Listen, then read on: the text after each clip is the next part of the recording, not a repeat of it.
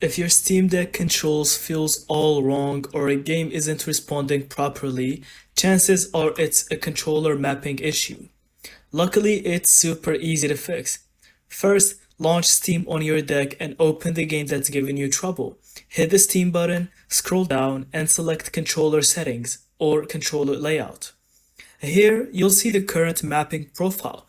You can either pick a community layout, these are pre-made profiles by other players that usually work great, or build your own by remapping each button and joystick to exactly what you want. If the game isn't detecting inputs at all, go into Settings, Controller, Base Configurations, and reset to default. Then reapply the layout. That usually clears any conflicts.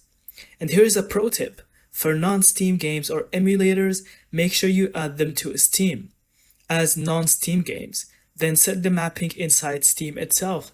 That way the deck recognizes it correctly. Once you save the layout, it auto-syncs and your controls should feel smooth again. Thank you so much for watching. I hope you found this video helpful. And don't forget to leave us your thoughts in the comments.